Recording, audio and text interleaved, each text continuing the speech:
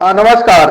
अभी हमारे साथ पूज्य महाराज जी बात करने के लिए हैं, जो कि बहुत ही प्रसिद्ध कथावाचक और बहुत ही महान महाराज जी हैं, जो कि अयोध्या से चल के अयोध्या के पावन धरती पे आए हैं।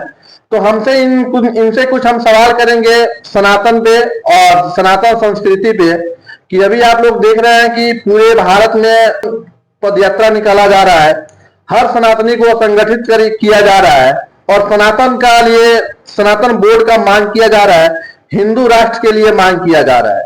तो इससे क्या असर पड़ेगा हिंदुस्तान पे और ये होना चाहिए तो क्यों होना चाहिए, यही सब सारी चीजों को बात करने के लिए आज हमारे साथ महाराज जी बैठे हुए हैं।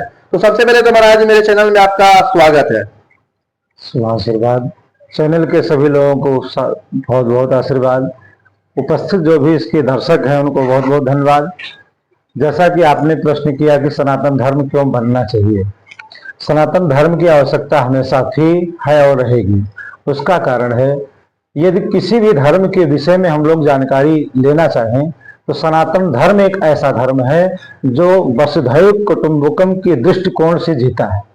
और भी यदि कोई धर्म है तो केवल अपने धर्म की सुरक्षा की बात करता है, ना कि और किसी की सुरक्षा।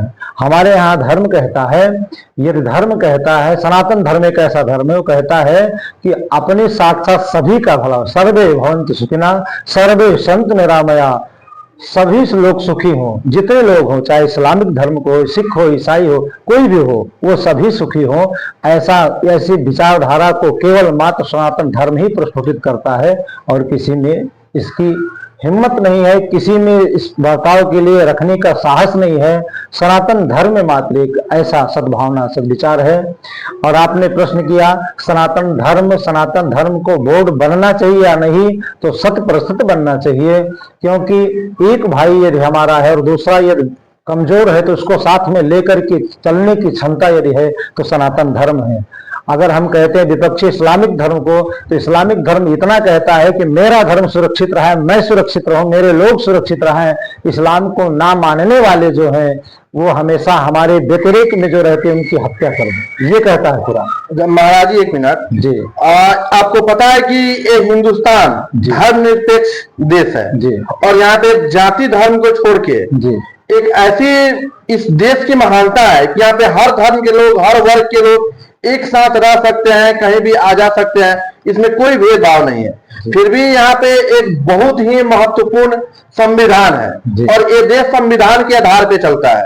तो क्या संविधान को हटा के हिंदू राष्ट्र कर देना चाहिए या नहीं करना चाहिए?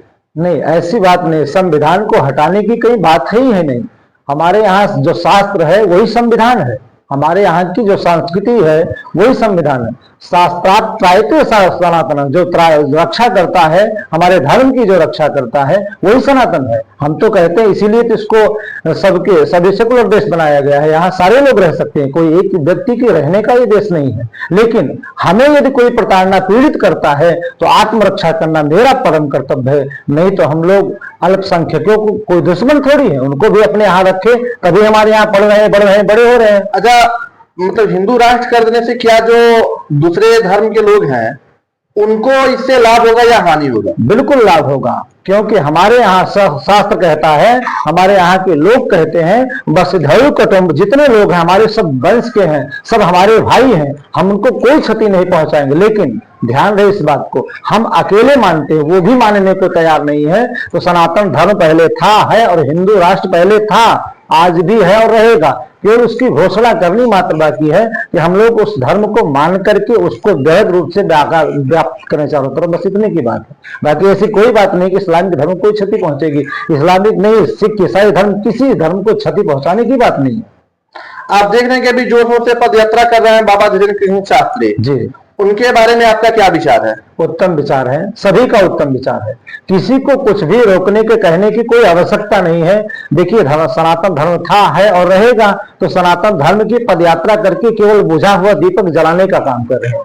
दीपक तो पहले से है, दीपक बुझा हुआ था, सनातनियों को जागृत करके सुव्यवस्थित संगठित किया जा रहा है। बहुत अच्छा काम है, उसमें कोई किसी प्रकार के किसी को मतभेद नहीं है, किसी को कुछ से हानि नहीं है, किसी को कोई द्वेष नहीं है, ना करना चाहिए किसी को। यदि करता है तो गलत है, क्यों? क्योंकि हमने इस्लाम को या हमने सिख ईसाइयों को या किसी भी जितने लोग क्रिश्चियन किसी को हमने क्षति ना पहुंचाई ना पहुंचाएंगे। हमारा तो कर्तव्य है, हमारा सनातन धर्म कहता है सबको एक साथ लेकर के वसुधैव कुटुंबकम के रास्ते पर चल करके जीने की शिक्षा देता है।